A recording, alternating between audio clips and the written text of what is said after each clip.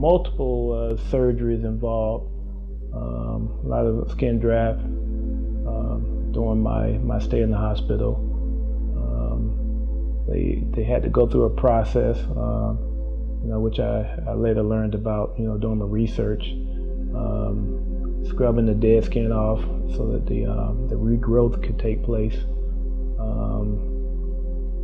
As I mentioned, a lot of surgeries, pain. I remember the pain, and I just remember being alone, not being able to see my siblings, Kim and Lynette, and not seeing my mother. And so I think I was more scared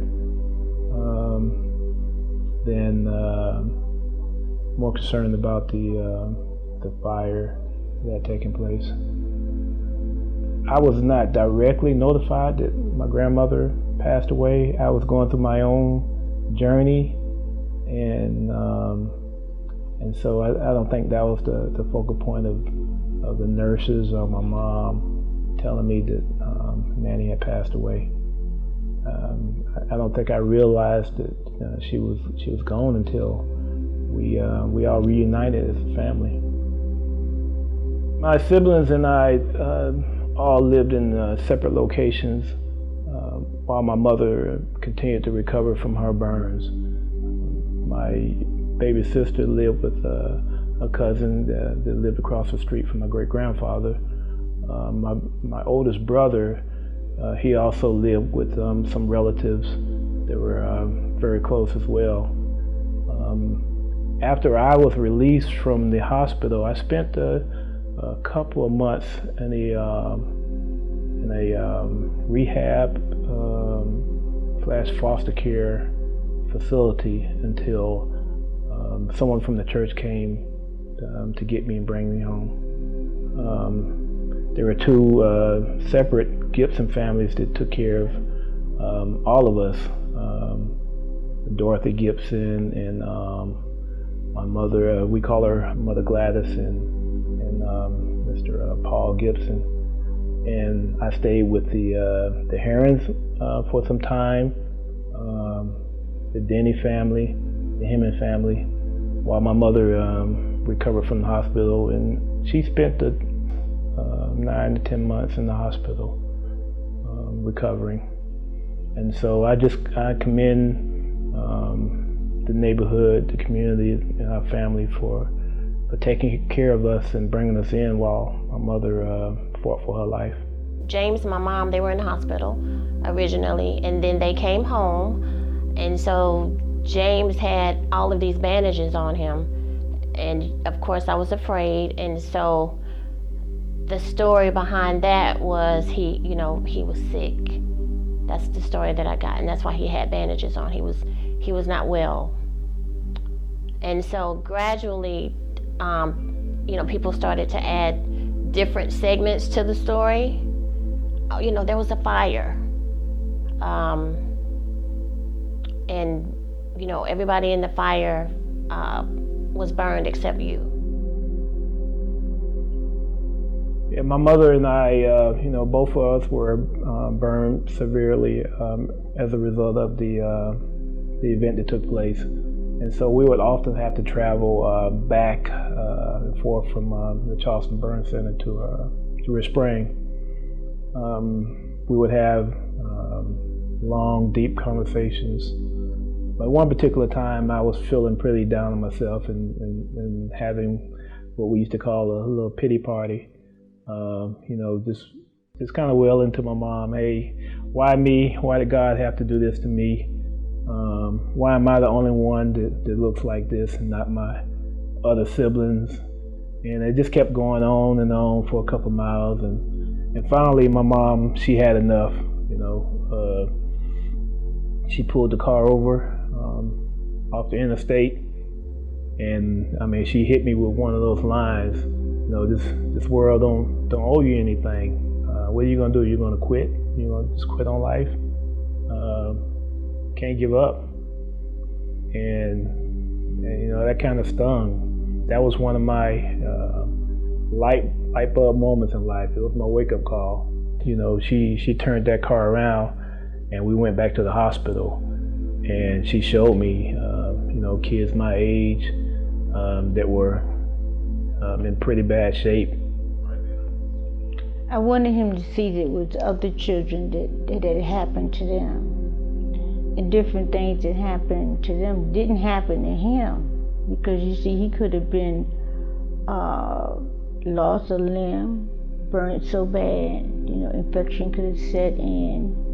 A lot of things could have happened. He got an opportunity to see how children, that the parents just left them there and that was it. Or they wasn't able to overcome the tragedy.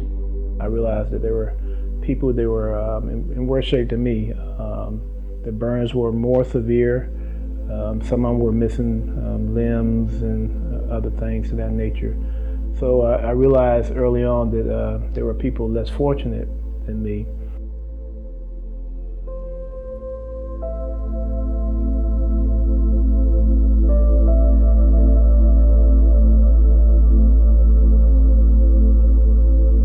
Finally healed up enough where I was able to return to school, beginning my first grade year. Although delayed, it was time for me to begin that journey. However, I had to wear a mask to kind of smooth out and flatten some of the burns on my face. I think we, as first graders, we're all scared going to school. Layered on top of that, with the burns and the mask, made me look a little different.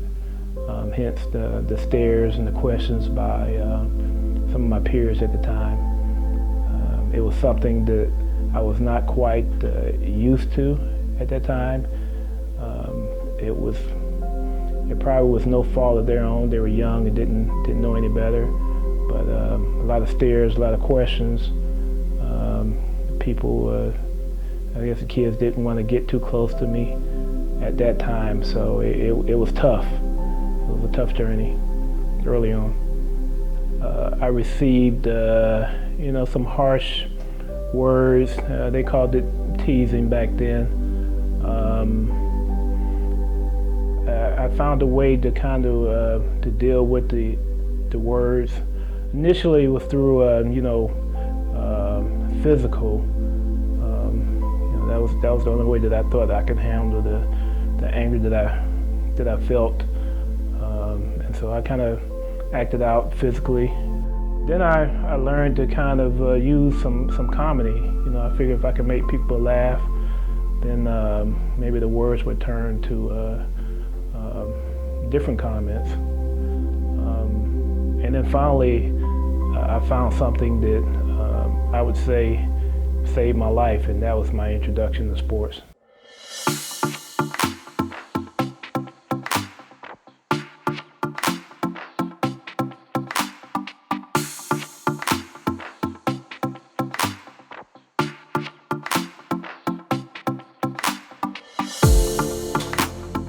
Sports allowed me to escape from reality, per se.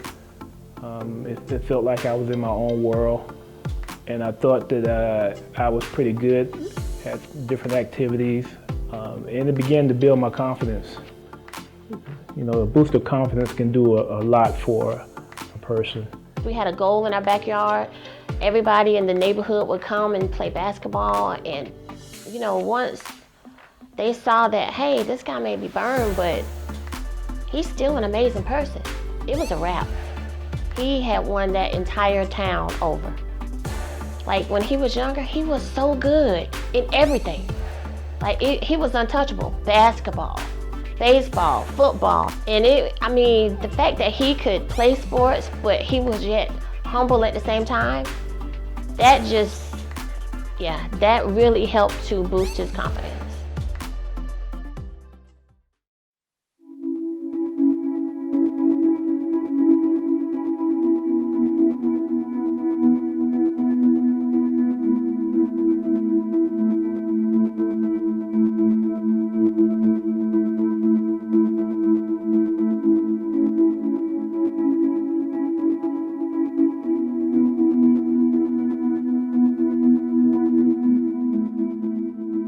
We went to visit my father in prison for the first time when I was about maybe 10 or 11.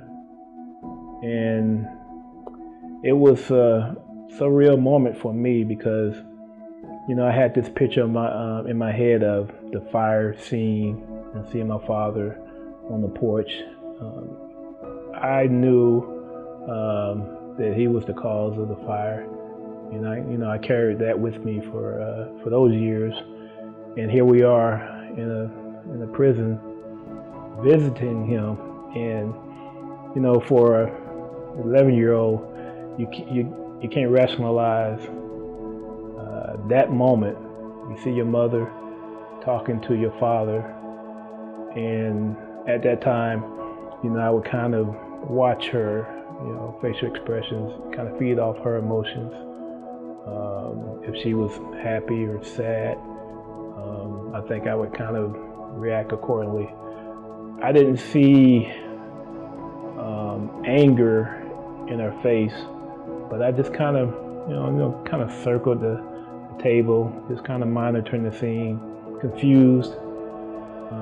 And then at the same time, just observing the other inmates. I didn't understand what prison meant at that time. I knew my father was there and he wasn't coming home, so I kind of understood that they were in jail. His conversation with my mom didn't seem like one that had committed a heinous crime, and so he made it seem like he was just away for a little while and he would be coming back home soon. But he made a comment that kind of stuck with me. He told me to make sure that I took care of my mom and my sister. And, initially that I kind of took that comment in. But after just kind of pondering that statement for a while, it kind of made me angry that he would have the audacity to tell me to do something like that after committing a crime that caused my grandmother to die and disfigure my mom.